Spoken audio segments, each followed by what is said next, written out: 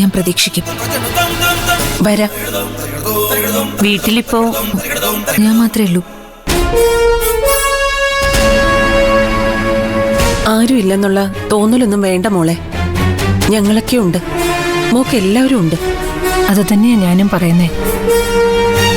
ഇവളുടെ കുറ്റം കൊണ്ടല്ലല്ലോ ഇങ്ങനെയൊക്കെ സംഭവിച്ചത്. വിധി അത്ര ആയുസ്സുണ്ടായിരുന്നുള്ളൂ ഇവളുടെ അച്ഛന്. അച്ഛൻ മരിക്കണമെന്ന് ആഗ്രഹിച്ചവര് ഈ ഭൂമിയിൽ തന്നെ ഉണ്ട് പ്രേമിച്ചി.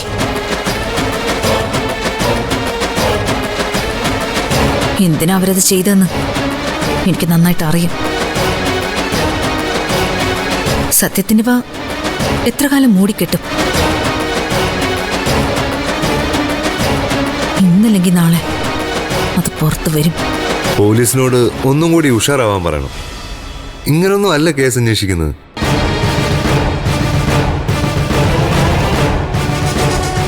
സംശയം തോന്നുന്ന ആരെ വേണമെങ്കിലും സ്റ്റേഷനിൽ വിളിച്ചു വരുത്താമല്ലോ. എന്നിട്ട് പോലീസ് മുറയിൽ ചോദ്യം ചെയ്യണം. അപ്പോ സത്യം പറയും.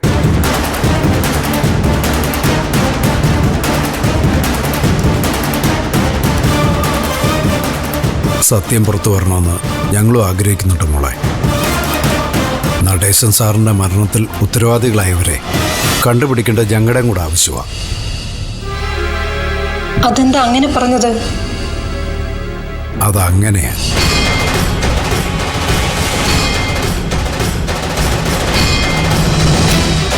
സംസ്ഥാന പോലീസ് എന്താ ചെയ്യാൻ പോകുന്നതെന്ന് എനിക്കറിയത്തില്ല. നല്ല നിലയ്ക്ക് കേസ് അന്വേഷിച്ച അവർക്ക് കൊള്ളാം. ഇല്ലെങ്കിൽ ഇവിടെ കോടതിയുണ്ട്, മറ്റ് ഏജൻസികളുണ്ട്. ആര്? CBI? എന്താ CBI വന്നാൽ ശരിയാവത്തില്ലേ? കോടതിയിലൊരു ഹർജി ഫയൽ ചെയ്യണം. കേസ് CBI അന്വേഷിക്കണമെന്ന് പറഞ്ഞു. പിന്നെ പറഞ്ഞ ഉടനെ കോടതി ഞാൻ കേൾക്കാൻ പോയില്ലേ? നിലവിൽ നടക്കുന്ന കേസ് അന്വേഷണത്തില് തൃപ്തിയില്ലെന്ന് പറഞ്ഞ് ചന്ദ്ര കോടതി പോയാൽ പലതും നടക്കും.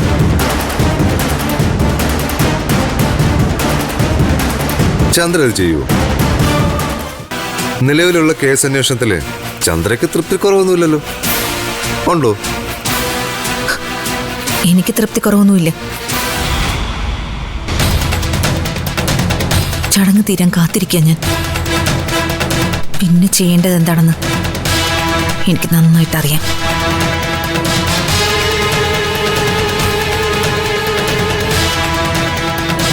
പകയും വാശിയൊക്കെ നല്ലത് തന്നെയാ മോളെ. പക്ഷെ അതിനൊരു അടിസ്ഥാനം വേണം. മോളുടെ കാര്യം ഓർക്കുമ്പോൾ നല്ല വിഷമമുണ്ട്. തനിച്ചായി പോയില്ലേ നീ, അതും ഈ പ്രായത്തില്. ശേ, അത്ര വലിയ ശിക്ഷ നിനക്ക് കിട്ടണ്ടായിരുന്നു.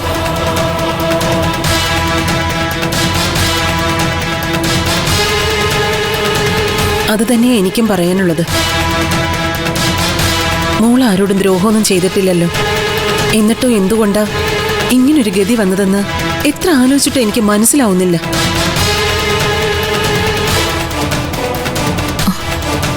പ്രേമിച്ച് ഇവിടെ ഇരിക്കെ. ഞാൻ ദേവിയോട് ഒരു കാര്യം പറയാൻ മറന്നുപോയി.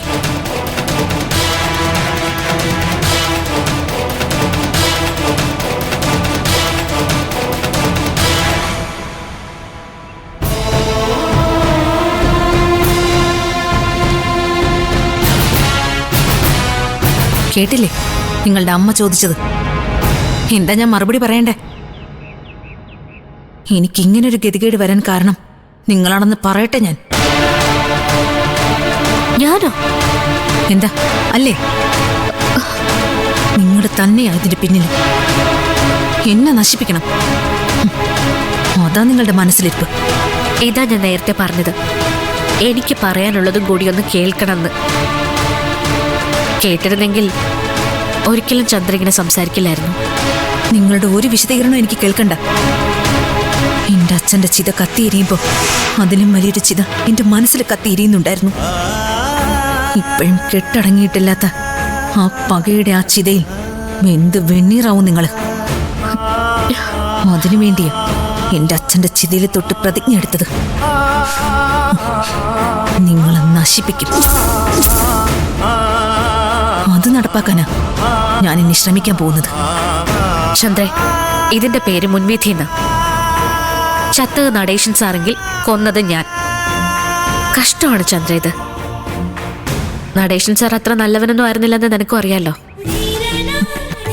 എന്നെ അടക്കം സാർ ഒരുപാട് പേരെ ദ്രോഹിച്ചിട്ടുണ്ട്. സാർ ഇല്ലാതാവണമെന്ന് ഞാൻ പലവട്ടം ആഗ്രഹിച്ചിട്ടുമുണ്ട്. എന്ന് വെച്ച് ഇപ്പൊ നടന്നത് അത് ഞാനല്ല ചെയ്തത്. പിന്നെന്തിനാ എന്റെ അച്ഛന് വിഷം കൊടുത്തത്? കേൾക്കാൻ തയ്യാറാണെങ്കിൽ ഞാൻ പറയാം.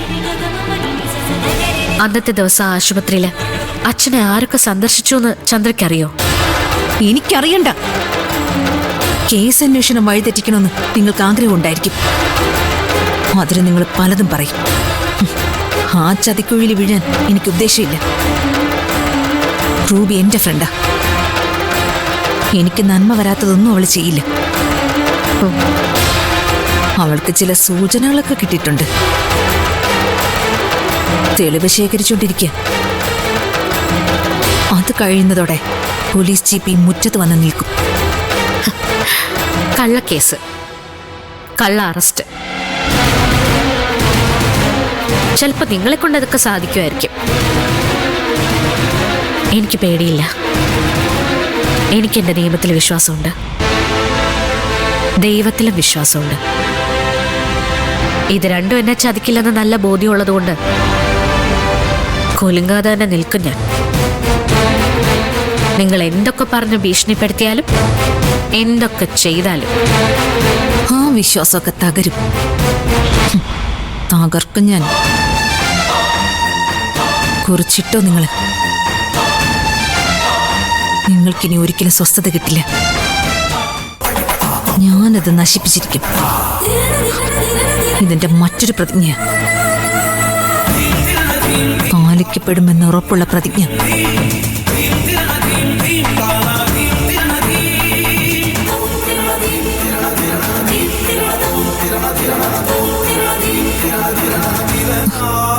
ഇറങ്ങട്ടെ പ്രേമിച്ചി, ഇറങ്ങട്ടെ എന്നാ.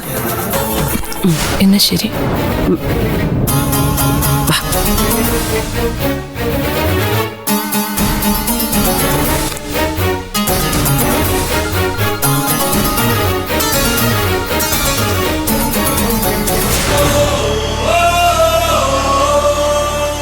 അയ്യോ, എന്തോന്നാടി ഈ നോക്കിയോണ്ട് നിൽക്കുന്നേ? കേറി പൊക്കിയൂടെ?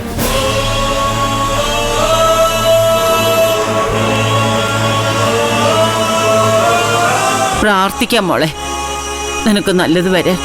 അമ്മയുടെ മരുമോള് എന്നെ ഇങ്ങനെ ആക്കിയത്. അവള് കാരണം ഞാൻ അനാഥയായത്. എന്റെ ജീവിതം അവള് കാരണം നശിച്ചു. ദുഷ്ട മനസ്സാ മോളെ അവൾക്ക്. ഒരാള് സന്തോഷിക്കുന്നത് അവൾക്ക് ഇഷ്ടമല്ല. നിത്യമോളെ കണ്ണീര് കുടിപ്പിച്ച് അവൾക്ക് മതിയായില്ല.